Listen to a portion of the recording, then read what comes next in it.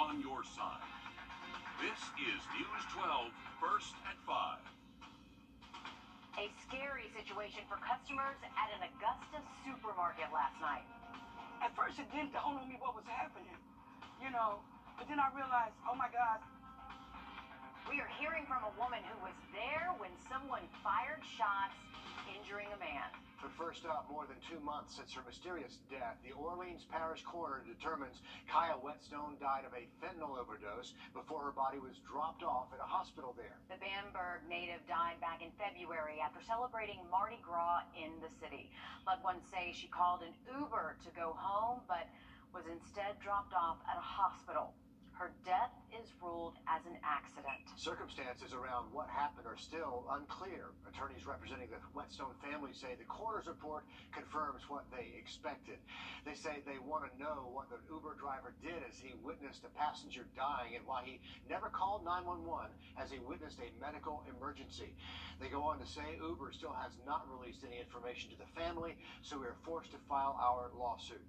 They want law enforcement and Uber to offer more details. And of course, we'll continue following this story for you. But first, let's take a look at... Now, state leaders have said they want to get these changes in effect by the June primary, so this disagreement means an already tight deadline can become a lot more unlikely to happen by then. Important to note, though, while both the governor and House members are up for re-election this year, senators don't face voters until 2024. Just into our newsroom, in the past half hour, the Richmond County Sheriff's Office says this car was involved in a murder that happened Monday. They say Johnny Coleman was killed while he was leaving the area of Valero's gas station on Old Savannah Road near Perry's Pig Barbecue. Officials say the car was last seen driving north on Old Savannah Road after that murder. If you have any information, you're asked to call the number right there on the screen. Another shooting in Augusta, this time at Paul's Supermarket at the corner of Green Street and East Boundary. Richmond County deputies tell us a man was shot in the leg. The victim reported he was outside the store when an unknown man started shooting at him before leaving the scene. Dispatch says it happened just after 7 o'clock last night. This makes it the 9th local shooting in just the last 7 days. And a witness says the gunshot sounded like firecrackers. She was standing there at the counter when the shots rang out, and she ran to the freezer in the back of the store for cover. She says she saw people screaming and crying, trying to help that gunshot victim. She says she won't tolerate the violence, and she's worried now for her own children. I want this place to be safe for anybody to be able to stand out like me and you are doing, like coming in and out of the grocery store. I want people to be able to be safe, to feel secure, to be able to walk to their community stores and not have to fear being gunned down because somebody is trying to retaliate. She's calling for community leaders, citizens, and commissioners to speak up and take action to address the violence. Just yesterday, a South Carolina court halted the execution of a man after his attorneys challenged the constitutionality of the state's execution methods. The same day, the Department of Corrections announced they've received an execution order for another incarcerated man. Brad Sigman is accused of beating the parents of his estranged girlfriend to death back in 2002. His execution had been put off before while the General Assembly amended the state's execution rules, but now it is set for May 13th. Gun control back in the national spotlight after a series of mass shootings in South Carolina and in... We are well into springtime now, with summer just around the corner, and flowers have been blooming, so no wonder people have noticed swarms of bees buzzing around lately. We spoke to a beekeeper in Aiken today, says this is the time of year that bees swarm and are looking for places to build new hives. And if they move into someone's home, he will go out and relocate some of those hives. I bring them back here and kind of start rearing them here. This is their new home. I collect them, put them in a box. They say we're not in Kansas anymore, and they start setting up shop in their new location. Wow, he says swarming is just a natural part of life for bees. It happens when the queen and then half of the colony decide to go out and look for a new place to build a new hive. He says they can move into a hollowed out tree, a branch, or even your roof. Yeah, and it can happen overnight too, as Yes. we're learning. So that's incredible. But they're so critical that you don't harm the beehive. Right. They've got to be kept alive and just move to a safer place. But at the same time too, if, I don't know, you have a child who is allergic to bee stings and a a swarm of, I don't know, 30,000 bees comes in and right? decides to hang out on your tree branch, that's not good news. Absolutely not. That's scary stuff. And especially with temperatures warming up, we're going to see a lot more critters, not just bees, snakes, all that type of stuff. So always watch your I'm step. a runner, you know, and so on the Greenway now, I really keep an eye out for the snakes because the warm weather brings them out. So, me too. I hate it when that happens. And especially early in the day, they'll kind of seek out that pavement and concrete to warm up a little bit. So that's something to watch out Watch for. your step on the Greenway. See, that's why I don't run. Exactly. That's the excuse today. That's my excuse. All right, okay. Hey, well, we're going to have really warm temperatures all the way through the week. A solar eclipse. It is amazing to see. Coming up first at 5, we're going to take that to another level. The Live by Camera Network. 9-9. February marked a year since the Perseverance rover landed on Mars, and this past Tuesday marked the year since the first flight of the Ingenuity helicopter on Mars. Okay, so it is safe to say there has been a lot of incredible moments over the last year. Now, First Alert meteorologist Anthony Carpino takes a look at a rare Martian total solar eclipse. Yeah, guys, seeing a total solar eclipse here on Earth is pretty incredible, but how about seeing it on another planet? Well, that's exactly what happened with the Perseverance rover, capturing it with its next generation cameras at the beginning of the month. Now, the moon Phobos, which you guys can see moving in front of the sun, is about 115 times smaller than our moon, so it doesn't fully cover the sun. And like the eclipse we saw unlike the eclipse we saw back in 2017, and because the entire moon passes in front of the sun, which you can see there, it's still classified as a total solar eclipse. It is a little bit different than what we saw back in 2017, just because the moon is so much smaller. It lasted several minutes back in 2017, and this eclipse only lasted about 40 seconds. And this isn't the first time the rover has captured eclipses.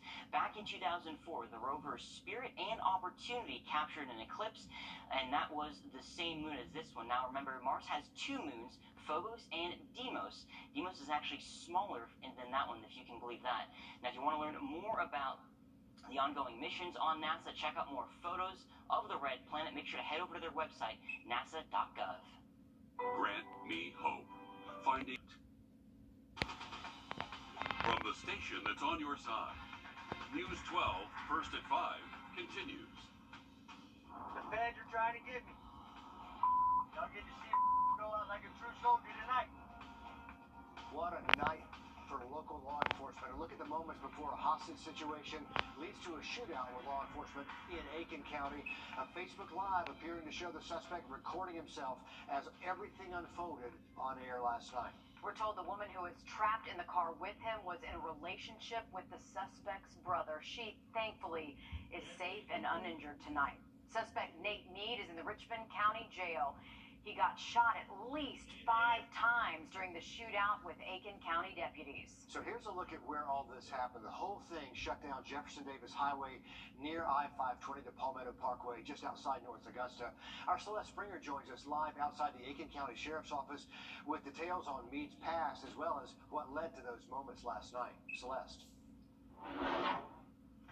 Yes, Richard, I met with the representative with the Aiken County Sheriff's Office today to get to the bottom of what exactly led up to that crazy live stream.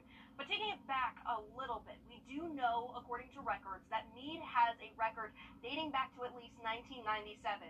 But most recently, he was charged with distributing crack back in December and trafficking meth in February. Those cases are still open. As for last night, the Sheriff's Office says the victim first picked up Mead from Publix. Sometime after, a family member called the Sheriff's Office worried about the victim's safety. The Sheriff's Office then tells us Aiken public safety officers were trying to help out as well when they became then aware of the Facebook Live that suspect was taking. In the video, the man police say is Nathan Mead holds the victim at gunpoint as she drove around. Again, in that Facebook Live, he says he thought his loved ones had, in his own words, set him up. The Sheriff's Office tells us they're not aware of any agency that was after him prior to his actions last night. Was he actually being sought out by law enforcement prior to taking someone hostage? No. Not that we're aware of. Nothing has been noted. But, you know, our main concern was trying to get that hostage back safe. and got her back safe. They did. Coming up at 6 o'clock, I'm working on a full story here on News 12, breaking down that full timeline and how they got her back home and that suspect behind bars. Guys? It's amazing, Celeste, even with shots fired, that all of this ended without him losing his life out there, and law enforcement as well. Celeste, thanks for the update there. Let's have a live look outside as we transition to weather. The Calhoun. Riley, thanks. The American Lung Association releasing their list of most polluted cities in the U.S. this year. Coming in at number 25 is Augusta. This is American Lung Association State of the Air 2022, if you want to check it out. They say it's important for people to pay attention to air quality reports, especially if they're part of the vulnerable population.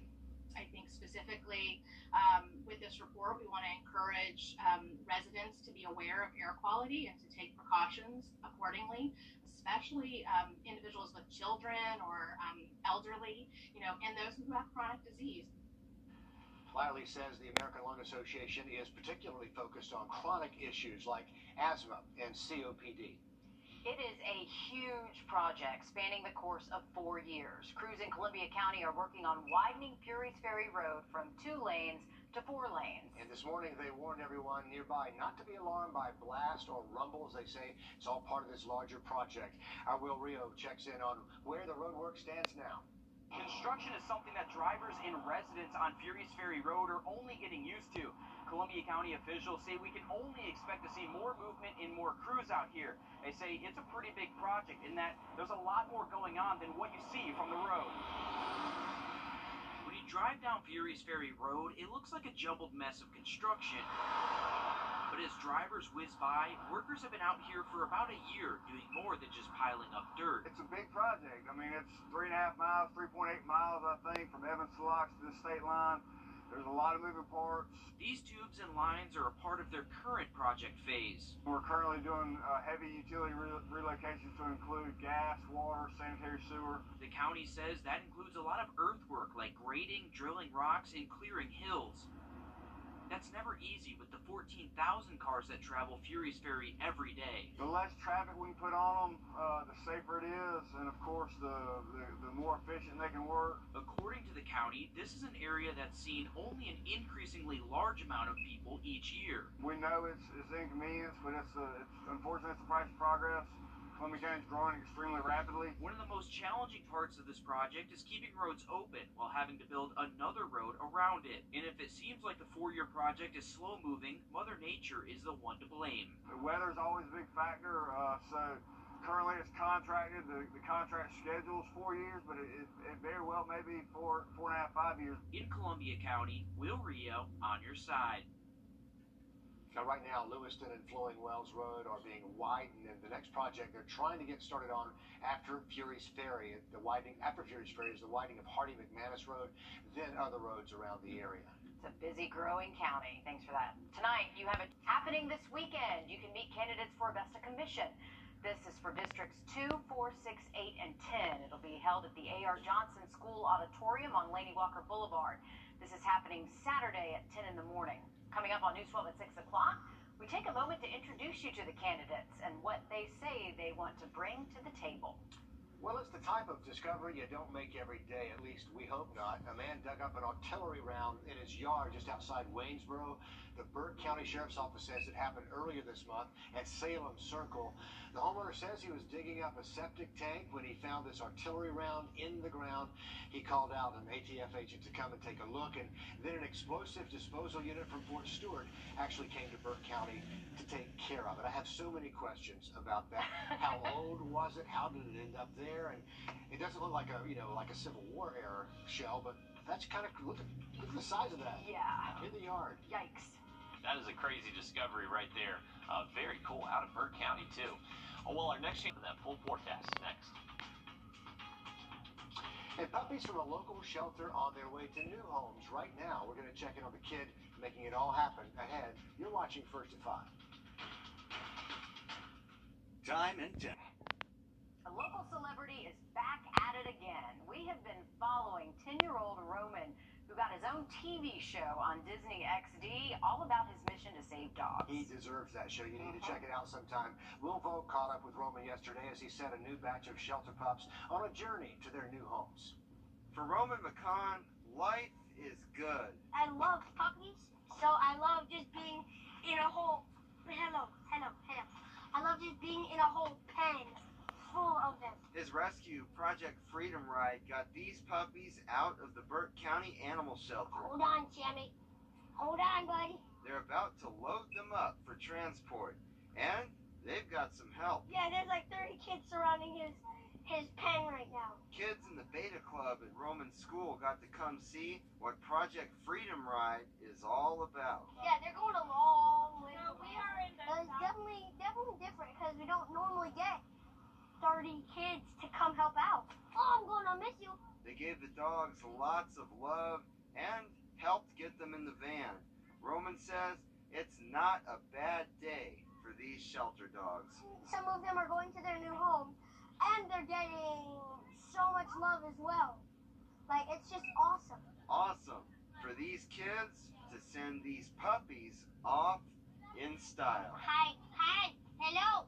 In Evans, Will Volk, on your side. Oh, how cute are they? He's having a great time. Oh, and puppies enjoyed it too, I think. I mean, puppies and kids, what better combo? An update on their trip, by the way. The van is in Texas now. They're about to pick up 15 more dogs before continuing their trip out west. Some of these dogs are actually going to go all the way to Canada, so I hope they don't get made fun of by their southern accent when they get out there. Oh, they won't. Southern bark. Can you I'm not sure give me, I was about to say, will you give me an example? I'm sure they can. Of a southern bark? A southern bark. It's more like a southern drawl. bark. It'd be like a hound dog sound, I think, right? Oh, yeah. But, I mean, incredible stuff what Roman is doing. I mean, Yeah. we've really been following him since I've been here. I mean, it's been 3 or 4 years now just Yeah. following his story. So it's really cool to see just the progress he's made. I mean, all the animals he's helping as well. And it's perfect weather to take. All right, thank you, Riley. What should you do with an old computer? Well, you've got some options other than just throwing it away. Coming up, how you can protect the environment and save a lot of money. A life-saving procedure. Without the LVAD, his life expectancy was 6 months to a year max. But 5 years and a massive stroke later, he can't get the care and therapy he needs. Tonight on News 12 at 6 o'clock. Earth Day comes up tomorrow, and a lot of people will focus on recycling paper and plastic. But one of the biggest problems in our landfills right now is computers. 250,000 tons of computers are trashed every year. Jamie Tucker has a few better options that'll save the environment and will save you thousands of dollars. Now, computers like this one, well, they're going to break, and sooner or later, we're all going to have to replace one. Many people just throw them in the trash. But consider this. Inside those computers are lead, mercury, chromium. They're toxic, dangerous chemicals that can cause all types of health problems. So if you shouldn't trash them, what do you do with them? E-waste recycling centers are opening up across the country, nonprofits that remove the parts that can be used again. Most won't charge you anything.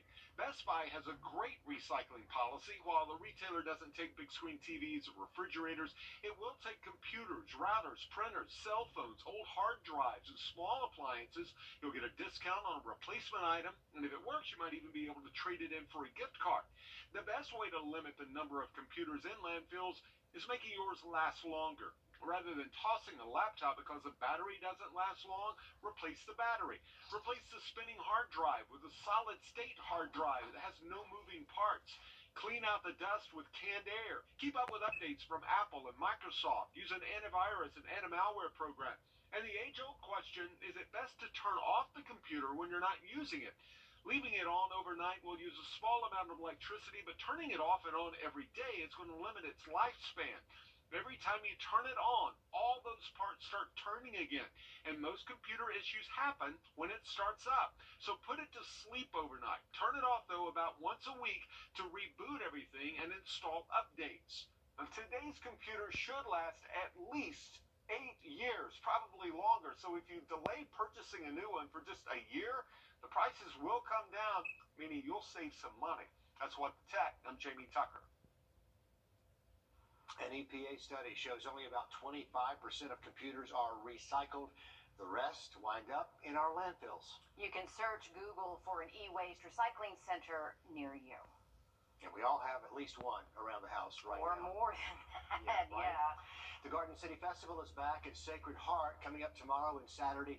You can stroll through the vendor market. You can check out all the plants there, garden accessories and eco-friendly products, and it's a beautiful spot over there. The market runs from 9 until 5 each day. Plus, they've got pop-up workshops, a live butterfly habitat, garden tours there. Today is your last day to get those early bird prices on tickets. After that, you have to buy them full price there at the gate. Sacred Heart, beautiful spot.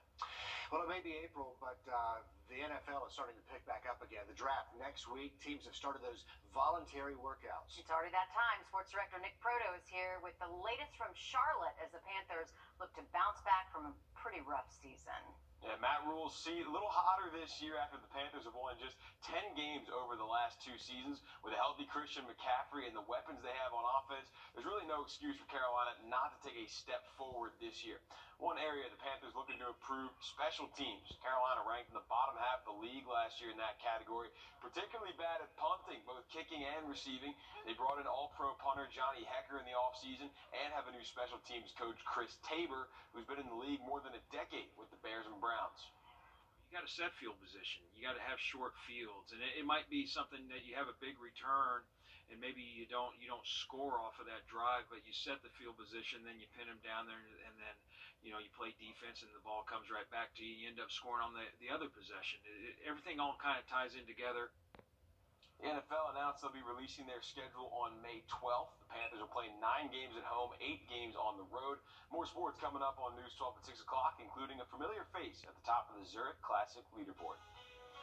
All right, thanks for that, Nick. We did get an update on the A protest in downtown Augusta just wrapping up in the last 45 minutes. Those protesters at the federal courthouse, and then they moved over near Walton Way. It's over the shooting death of Robert Wright. He was shot and killed April 7th in Aiken County. The South Carolina Law Enforcement Division tells us deputy marshals were trying to serve an arrest warrant on Wright. They say Wright led them on a chase that ended in a crash. Wright was then shot multiple times and died. The shooting was in Aiken County. The protest, however, is in Augusta. We'll take a look at our rain change behind that rainfall by the middle of next week. A recent surge in violence with no easy solution. We've heard from the sheriff.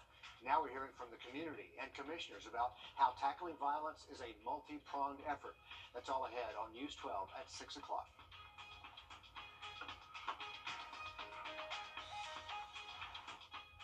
COVID-19